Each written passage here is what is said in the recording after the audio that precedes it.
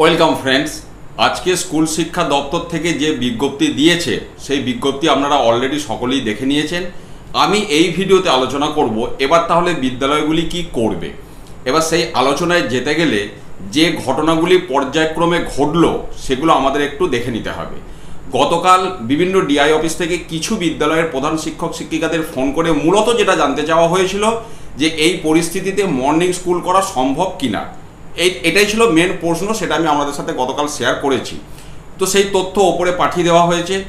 আজকে স্কুল শিক্ষা দপ্তর থেকে এক কথায় বললে যেটা দাঁড়ালো, বিদ্যালয়গুলিকে মর্নিং শিফটে বিদ্যালয় চালু করার জন্য ছাড়পত্র দেওয়া হলো এবং এই উদ্দেশ্যে স্কুল শিক্ষা দপ্তর, মধ্যশিক্ষা পর্ষদ মূলত হাই স্কুল এবং আপার প্রাইমারি স্কুলগুলির জন্য, আর প্রাথমিক শিক্ষা পর্ষদ মূলত জুনিয়র বেসিক বা প্রাইমারি স্কুলগুলির জন্য তাদের প্রেসিডেন্টকে নির্দেশ দিয়েছেন যে ওই উদ্দেশ্যে তাদের অ্যাডভাইসরি বা তাদের উপদেশ দেওয়ার জন্য। এবং অলরেডি আমরা দেখলাম মধ্যশিক্ষা পর্ষদ থেকেও বিজ্ঞপ্তি প্রকাশ করে দেওয়া হয়েছে, প্রাথমিক শিক্ষা পর্ষদ থেকেও বিজ্ঞপ্তি প্রকাশ করে দেওয়া হয়েছে। সেই বিজ্ঞপ্তির বক্তব্য স্কুল শিক্ষা দপ্তরের যে বক্তব্য সেম আছে, অতএব ওটা নিয়ে আলাদা করে আলোচনা করার বিষয় নেই।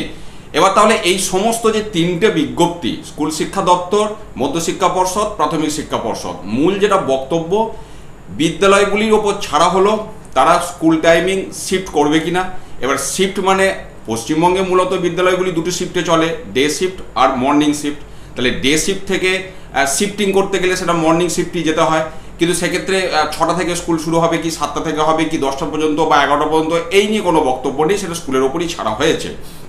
এবং সেখানে যেটা বলা হয়েছে, একটা বিষয় রেস্ট্রিক্ট করে দেওয়া হয়েছে যে এটা 30শে জুন পর্যন্ত চলবে আপাতত। তো তাহলে কিন্তু মিড ডে মিল বা অন্যান্য যে একাডেমিক অ্যাক্টিভিটি সেগুলোর জন্য হ্যাম্পার না হয়, এটাও বলা হয়েছে। এবার সমস্ত দায়িত্বটা ছাড়া হলো বিদ্যালয়ের ওপর। বিদ্যালয় যারা স্টেকহোল্ডার মানে এখানে বিদ্যালয়ের সাথে যারা যুক্ত, তার মধ্যে ছাত্রছাত্রী যেমন পড়ছে, শিক্ষক শিক্ষিকা শিক্ষাকর্মীরাও আছেন, অভিভাবক অভিভাবিকা এবং ম্যানেজিং কমিটি। তাহলে এনাদের সাথে আলোচনার সাপেক্ষে বিদ্যালয় কর্তৃপক্ষকে সিদ্ধান্ত নিতে হবে লোকাল যে সিচুয়েশান, অবশ্যই সেটা আবহাওয়ার সিচুয়েশান, কারণ পশ্চিমবঙ্গের বিভিন্ন জায়গার আবহাওয়ার সিচুয়েশান তো সমান নয়। তো সেই লোকাল পরিস্থিতির ওপর নির্ভর করে সিদ্ধান্ত নিতে হবে যে তারা কি করবেন। অর্থাৎ কি করবেন মানে অপশন এখানে একটাই, ডে শিফট থেকে মর্নিং শিফটে তারা যাবেন কিংবা যাবেন না। এবার এর আগে এই 2-3 দিন ধরে আমার বিভিন্ন ভিডিওতে, বিশেষত এই সংক্রান্ত ভিডিওতে আপনারা অনেকেই কমেন্ট করছিলেন যে অ্যাটলিস্ট ছুটি না দিলেও বিদ্যালয়টাকে মর্নিং করার নির্দেশিকা দেওয়া হোক। এটা আপনারা অনেকেই কমেন্ট করছিলেন।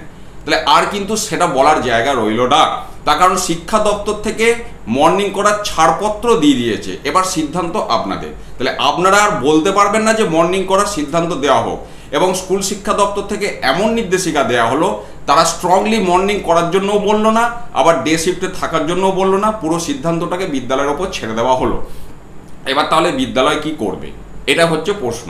এখন বিদ্যালয় যদি স্টাফ রুমে বসে এটা সিদ্ধান্ত নিতে যায়, অনেক ক্ষেত্রে সিদ্ধান্তে উপনীত তারা হতে পারবেন, কিন্তু বেশ কিছু ক্ষেত্রে উপনীত হতে পারবেন না।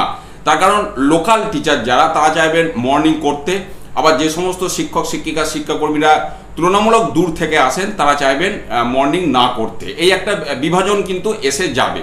তাহলে এক্ষেত্রে আমার মতে এখন করোনার সময় থেকে মোটামুটি প্রত্যেকটি বিদ্যালয়ে প্রত্যেক ক্লাসের হোয়াটসঅ্যাপ গ্রুপ এখন আছে, এটা মোটামুটি ধরেই নেওয়া যায়।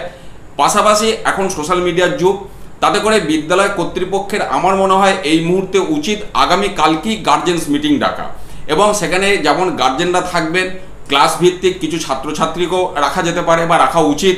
শিক্ষক শিক্ষিকা শিক্ষাকর্মীরা তো থাকছেনই, পাশাপাশি এমসি তারাও তো থাকছেন, এমসি মেম্বার যারা, এবং সমবেতভাবে তাদের ওখানকার লোকাল পরিস্থিতি অনুযায়ী সিদ্ধান্ত নেওয়া হোক যে তারা কি করবেন। এবং সেটা যেমন গার্জেন্স মিটিংয়ে রেজুলেশন হয়, সেখানে সবাই সই সাবুত করে। তার কারণটা হচ্ছে যদি এখন বিদ্যালয়টা ডে শিফটে কন্টিনিউ করে, এবং যদি, কারণ বিগত দিনে আমরা বেশ কিছু অপ্রীতিকর ঘটনার খবর আমরা পেয়েছি অলরেডি, তেমন যদি কিছু ঘটে যায় সে সমস্ত দায়টাই কিন্তু বিদ্যালয় কর্তৃপক্ষকে নিতে হবে। সেই জায়গায় আর সমস্ত স্টেক হোল্ডার যারা, যেটা বলা হচ্ছে অর্থাৎ বিদ্যালয়ের সাথে সরাসরি যুক্ত যে মানুষজন রয়েছেন, তাদের সাথে মিটিং করে আগামীকালকেই সম্ভব হলে মিটিং ডেকে একটা সিদ্ধান্ত নিয়ে জুন মাসের বাকি দিনগুলোর জন্য কি করবে তাদের পরিস্থিতির সাপেক্ষে বিদ্যালয়গুলি সেই সিদ্ধান্ত নেওয়া কিন্তু জরুরি। এবং সেক্ষেত্রে যদি মর্নিং শিফটের সিদ্ধান্ত নেওয়া হয় সেখানেই সিদ্ধান্ত নেওয়া হবে যে স্কুল তাহলে কটা থেকে চালু করা হবে, শুরু করা হবে এবং কটা পর্যন্ত চলবে। তার কারণ স্কুল ছুটি করার টাইমটা অত্যন্ত এখানে ভাইটাল। 11টা পর্যন্ত স্কুল চালিয়ে 12টার সময় ফেরা মানে সেই একটা দুপুরের বিষয় আবার এসেই গেল।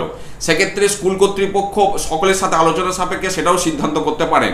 অর্থাৎ বিদ্যালয়ের কখনই এটা উচিত হবে না এই পরিস্থিতিতে এককভাবে কোনো দায়িত্ব নিয়ে সিদ্ধান্ত নেওয়া। সকলের সাথে সমবেতভাবে একটা সিদ্ধান্ত নিয়ে এই পরিস্থিতিতে এগিয়ে যাওয়াই আমার মনে হয় ভালো। তার কারণ শিক্ষা দপ্তর ছাড়পত্র দিয়ে দিয়েছে, কাজে যদি তেমন কোনো সমস্যা হয় শিক্ষা দপ্তর কিন্তু স্কুলের দিকেই আঙুল তুলবে। এক্ষেত্রে স্কুলেরও উচিত যারা এই বিষয়ের সাথে যুক্ত আমি যেগুলো বললাম সেইভাবে সবাই মিলে আলোচনার সাপেক্ষে সিদ্ধান্ত নেওয়া। এবং যদি আপনাদেরও ভিন্ন কোনো সাজেশন থাকে অবশ্যই জানাবেন, কারণ সকলে মিলে একটা বিষয় নিয়ে আলোচনা করলে একটা সুন্দর সিদ্ধান্তে যাওয়া যাবে। আমি আপনাদের ভিডিওতে কমেন্টের অপেক্ষায় থাকবো। আর হ্যাঁ, এই প্রচণ্ড গরম, সবাই কিন্তু সাবধানে থাকবেন, প্রচুর পরিমাণে জল খান, নুন চিনির শরবত খাবেন লেবু দিয়ে অবশ্যই, এবং আপনারা ভালো থাকুন, সুস্থ থাকুন। ধন্যবাদ।